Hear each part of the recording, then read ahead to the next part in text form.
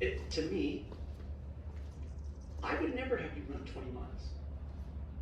It's unfair to you because the reason why 20 miles came up was because the elites ran 20 miles.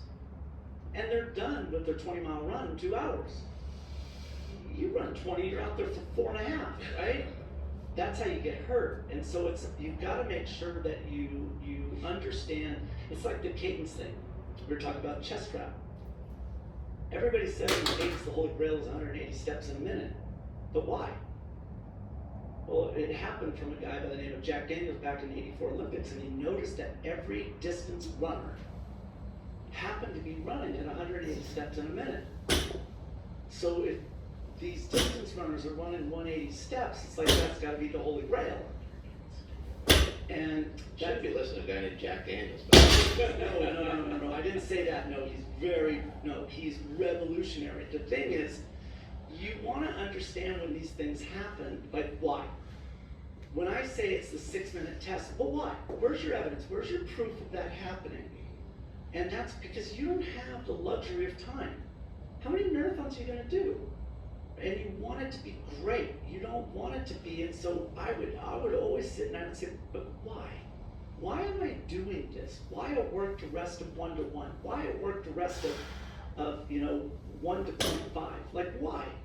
How is this of value to me? And that's what I love about the kids nowadays. They ask why. And if you can't convince them, you're out. I think that's what we should be held, right? Like, think about which effort you have put in as a coach, as an athlete, to build your knowledge. Why is it that somebody that has a platform and a different voice with no experience can sway others? I struggle with that all the time. I've worked my whole life to try and get to where I am, and someone can come along and a $10 fan fave spot. Share it or selfishly hoard it. I'm not here to judge. Shop over 3,000 styles starting at just $6. iBuyDirect.com. Welcome to the land of big-time natural beauty, filled with a million things to do. Welcome to Slow Count, where it's too beautiful to rush. And have a fancy program. And right. And I like when people are challenged. And I don't see that often by a lot. People just say, hey man, can you help me do such and such? And then they'll underperform. I don't think that they're held to the same standards that they should be. I know you don't always have the luxury of doing this, but what about just placating to things that people like? In other words, like, let's say some people are listening to this, they're like, man, I don't like all this cardio stuff. Is there some low-hanging fruit that we can kind of throw people's way that maybe the Power Project fans, maybe they're more lifters? Yeah, and, absolutely. Like maybe there are other options like rucking, dragging a sled, things like that. That's a great question. So the reason why like strength people is that they're concerned about going into doing cardio is this whole interference effect. If you do too much cardio, it's going to interfere with strength. And the real question is how much cardio will actually create this interference effect. And so what my recommendation would be is to scale back to what I've done with the elite on the CrossFit space. And we do 2 cardio sessions per week. And they'll do different movements, but they'll do 2 running workouts. What I would say with your team is 2 of them a week. And what I would spend my time on within those is the varieties of intensity that I said. So sometimes you're going to have to go at that 6-minute pace, sometimes you're going to have to go at your zone 2, and sometimes you're going to have to go to the 20 to 30 minute time domain pace. Like if you, Mark, you ran that half that day and you were at a 10-20 pace, then I would train you for moderate intensity lactate threshold somewhere around like 8-15 pace based upon your in that day. And then I'd also train you at somewhere around 13.5 minutes as a slow pace. Like I would pick 13.5, 10, 7:15, 8:15, and then I think that you probably run a mile in somewhere around 7:15-ish in there, 7-ish, and that's where I would treat, there's your gears. I would do the same thing with someone that's in your group.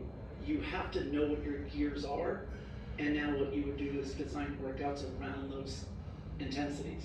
Those intensities are targeting a specific metabolic pathway and a muscle fiber group. That's why you're doing it, to try and create some balance. So that's how I would spend my time. I would not get on and do 30 minutes on a treadmill in zone 2. I wouldn't. I think it lacks balance, and it is leaving, at least on a power lifter, 50+% of their capacity behind. But maybe pushing or pulling a sled for 3 minutes a clip or something might be a good idea. So what I like a lot for a lifter is to do something that is their sweet spot, something that's very taxing for them. So even like walking lunges, but something that's challenging. They could even do squats into a row. But what they're going to do is they're going to do something that is not heavy, but it's going to be somewhere around their, let's say, 85%, 85%, like something where it's power-based to create some fatigue.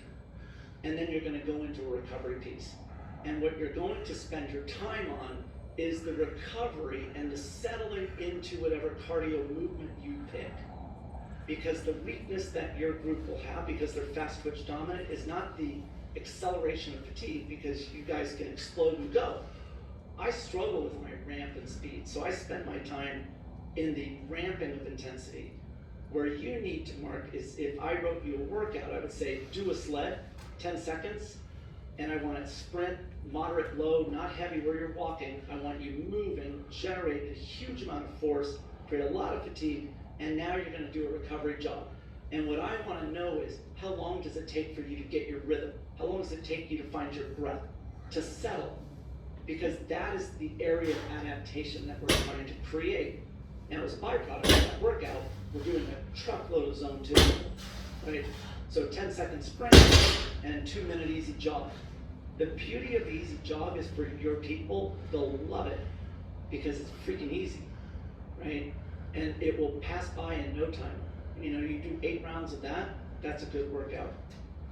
I would write for you, and if we have time, I would have you do a standing biker workout, or even a standing echo bike workout, sprint, maximum RPMs, into a jog. Same concept. And what I would do as your coach is I would listen for your breathing in that transition zone. I think Andrew's going to do the workout with me. Oh, sweet. Do you like that idea? Sure. Yeah. Just volunteer. Yeah. Thanks. Most of it's easy. Well, well, I guess we'll see how easy. Easier said than done, right? Heard Yeah. it before. So I know, well, I guess it's a 2-part question for you, and I know grappling hasn't been a focus of yours, but another grappling question for you. Yeah. I guess as far as like the demand, like, have you ever coached a CrossFit athlete on like an intense, like cardio specific, I guess, event, or something that might even be similar to the demand of grappling? You know, so the conversations I've had about the space, most of the fatigue occurs in that isometric hold where you're under tension. It's not associated with like doing 40 push-ups at maximal effort. It's the tension base, and that is what makes it unique. That's what's the challenge for me. Like when you brought up about the breathing, that breathing is not rhythmic. It's not. There is a cadence and a flow because you have to breathe, and there's an urgency, but it's not at all rhythmic. It can't be, because of the tension that you guys are in. Yeah, like you're running, but you're just running by yourself. No one's got their knee in your stomach. Right, so that's where it presents a unique challenge. Is it's easy to come up with dry land, but it's not the same because you're not in an isometric hold. So I do a lot of playing around with isometric holds and putting people in difficult positions, such as I'll gas them in something that's high intensity where they're hyperventilating. And now what I want you to do is take a 200-pound D-ball, and what we're going to do is we're going to do a 1-minute hold and that's your recovery. So they do have this pressure here. We'll do things where they'll do something and they'll take plates and they'll be on their chest, and then we'll move, but they'll feel the tension. But that's where you have to have an athlete's input of that stimulus isn't quite right. But there's a million options. It's the same thing like when we went to North Shore, and we talked about this with surfers. Okay, surfers have their number one injury is torn ACL, and it makes sense, right? Because of the way that the back foot is and chop and all of that. But how much lower body training they do? Well, I don't know what a pro surfer did until I went there, and what I found was they don't do much lower body because it's all upper body paddling into the lineup. But that's not what the body works. When your lactic acid, the lactate and the acidity accumulates because of the paddling out in the lineup and you're racing in competition, that lactic acid builds up in the muscle groups. It tries to find slow twitch fibers in order to burn it and clear it, but you're producing more than you can remove. So where does it go? It spills into the neighboring muscles. Why? Because it's just trying to find slow twitch fibers to take that lactate, consume it as fuel, and the slow consume that lactate, takes the acidity, and removes it. Unfortunately, the fatigue's coming in faster, it can't keep up. So what's it do? It goes into the bloodstream. It's called lactate shuttle. Well, where do you think it goes when it goes into the bloodstream? It goes to the legs. So imagine you're a surfer and you go to stand and you think your legs are fresh, but they're pre-fatigued. That's the problem. And so you need an athlete, and I didn't know that until we spent a week at North Shore and observed and listened.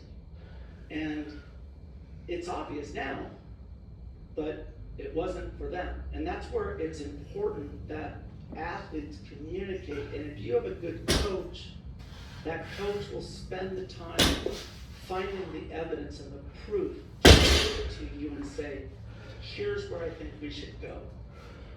And we're a team. And I wish I saw more of that. I do. Because like I said, I get you for a window of time, and I never want you to regret your choice of being with me. And I think that stems from me being an athlete where I have a lot of regret of knowing I could have been better. And I don't ever want, How did you help coach Jeffrey Adler to win this year's CrossFit Games? It was a team. I never say, I was involved for sure. Jeff is an interesting guy. We talked about this word coachable. We said it a lot here, and I think people throw it around, but what does it really mean? What is that, if you think about that, what does that mean, being coachable? Like Jason Khalifa, good friend of ours, right? Incredibly coachable, incredibly. And one of the first things that Khalifa said to me when we spoke, when he asked me to help him was, I want you to know that I have tried everything to fix my endurance, but I still get dead last in every endurance event, every single one. And the thing about that is that it's obvious. I know he's getting dead last in every endurance event. I know he's not doing well, but at least he's being honest with me and we're on the same page at the starting point. That was important for me. Yeah, that run that he did. So I'll tell you something interesting. You want to get a good soundbite. Jeffrey Adler, what he is this level of coachability. So when he started, at the end of the second day, he had won the last event, and it happened to be a workout that had a little bit of running in it. We had secretly trained his running for the last 18 months, and I knew how fast he was because of just the working with other people, and we never talked about it. We just kept it quiet. He never published anything. It was just quiet. he ends up dominating that last event on the second day, and starting the third day, there was this 5K run that we were talking about earlier. Jeff Adler was 100 points down going into that 5K, roughly. And there was another 6 events to go. And on that third day, it starts with a 5K, there's a middle event, and then there's a lift where it's a max 1 rep snatch, max 1 rep clean and jerk, right? At the end of the day. So that's how it was gonna finish. And Heidi and I went over to, I'm watching Heidi to make sure I'm okay. We went over to Jeff and Caroline's hotel room afterwards, and Jeff was fired up about his performance, and he was excited about this 5K coming up because he now realizes where his running is relative to the other in the field, and there's something powerful about when you are a CrossFit athlete and you know what the event is and you know it's your sweet spot. Like imagine knowing that I'm pretty confident I could win. Not just like get in the top 3 or 5, but to win. That's an empowering situation. So much so, like, I wanted to go over and talk to him because he's gonna dwell on that all night and not be able to sleep because he's so excited, he just wants to go out and win. I was thinking about with him, and as I'm walking over to his hotel room, I'm thinking as his coach, what would I want to be told in this situation as an athlete? Because I actually wanted to win. Yes, it was nice to get on the podium. That was great. But I wanted to win. And I didn't care if I fell off of the podium in a risk I took to try and win. Like, it was important to me to win. And I thought about it, I'm like, you know what he has to do is he has to lose tomorrow. As I'm walking. And what I was thinking is the lift. You know, this is something to talk about. So this lift, you run it, let's say, and just guess it, at 8 o'clock in the morning, and then that lift was, let's just say 6 hours, 8 hours later. Let's say it's 8 hours later. So you finish this 4.6K cross-country run, maximal effort, and then you've got that lifts, let's say, I don't know, 6 hours, 7 hours later. My thought process is that lift, those lifts are neurologically important, meaning that if you don't have a crisp and tight neurological system, a neuromuscular system, a recovered CNS, that those lifts and your precision in doing those lifts, because the skill level, it's not like doing a deadlift, is going to have an impact. Right? And so that's what I was thinking. I was thinking that what we can do is back off a little, because Jeff is incredibly strong, back off on that run and preserve him for the next 2 events that day.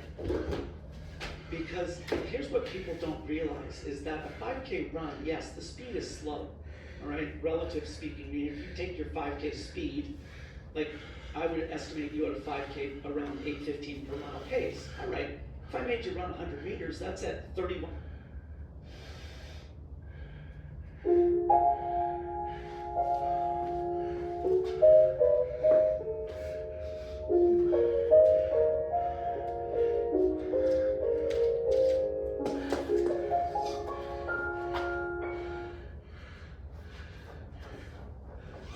Seconds per 100. That's slow as can be, but you put enough of them back to back to back to back, it becomes tough. And that's the problem with the 5K. Now imagine if I push you in this 5K, eventually you're going to run out of those slow twitch fibers at that slow speed. Remember the recruitment, like we talked